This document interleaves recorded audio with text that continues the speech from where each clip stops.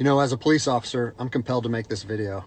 I've been in law enforcement for 10 years, and I'm speaking to my peers, other fellow officers, people in any kind of law enforcement position. I've seen officers nationwide enforcing tyrannical orders against the people, and I'm hoping it's the minority of officers, but I'm not sure anymore, because every time I turn on the television, every time I look to the internet, I'm seeing people arrested or cited for going to church, for traveling on the roadways, for going surfing, opening their businesses, going to the park with their families, or doing nails out of their own house, using their own house as a place of business, and having undercover agents go there and arrest them and charge them with what? With a crime? I don't know what crime people are committing by doing nails in their own house, but we're seeing this more and more and more, and we need to start looking at ourselves as officers and thinking, is what I'm doing right? Now, I want to remind you that regardless of where you stand on the coronavirus, we don't have the authority to do those things to people just because a mayor or a governor tells you otherwise. I don't care if it's your sergeant or your chief of police. We don't get to violate people's constitutional rights because somebody in our chain of command tells us otherwise. It's not how this country works. Those are de facto arrests.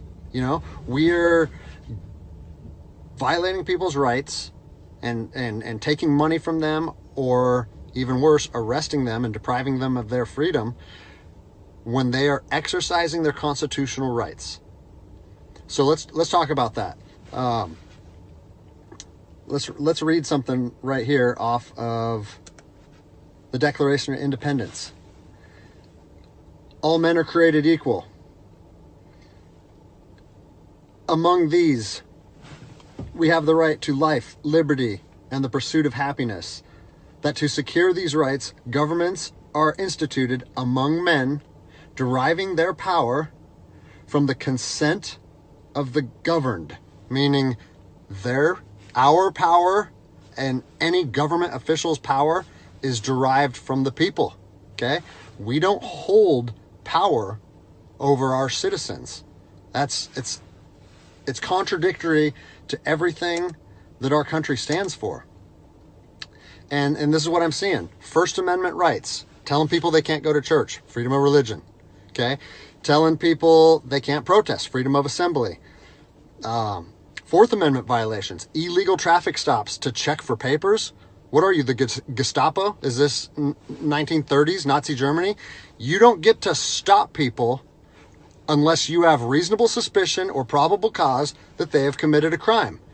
And I know people that have personally been stopped saying, we want to see papers showing that you're essential.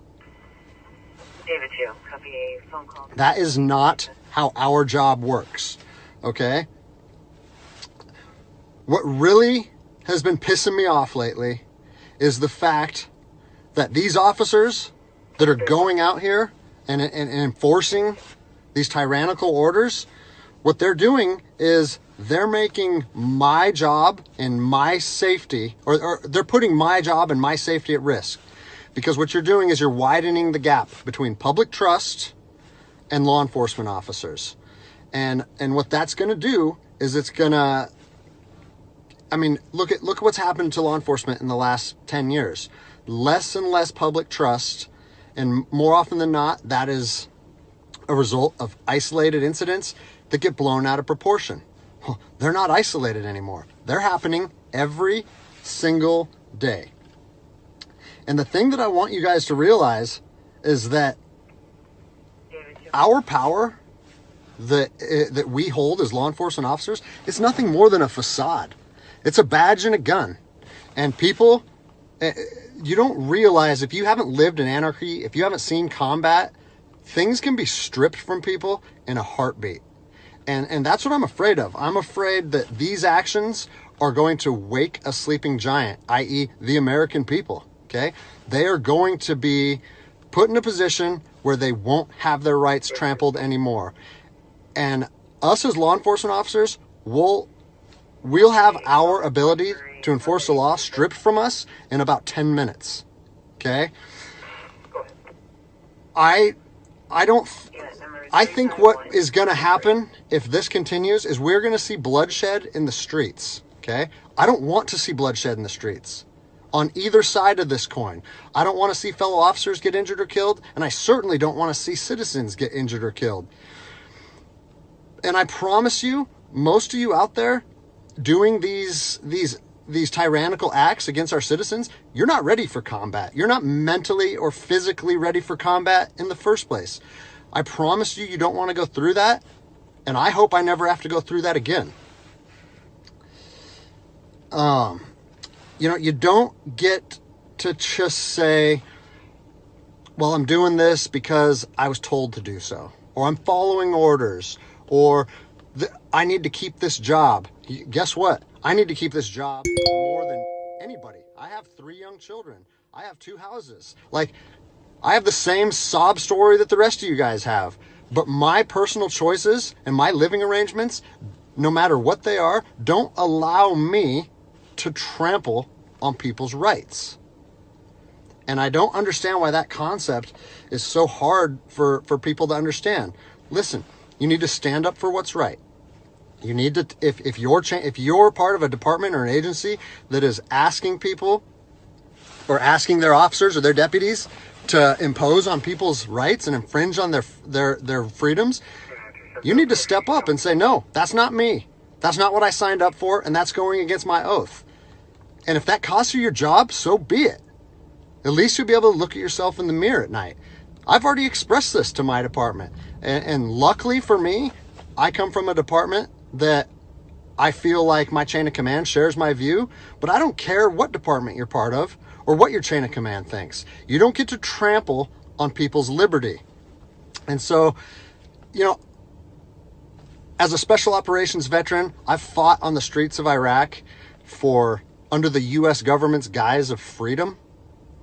And I'm telling you what, the American people are going to you are going to wake a sleeping giant, and they are going to fight 10 times harder for their freedom on their soil than anything you've ever seen before. And if that's something you're willing to face, then keep trampling on people's rights.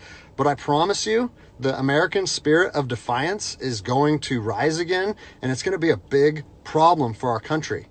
So I'll leave you with this, something that I learned as an E-nothing in the Army.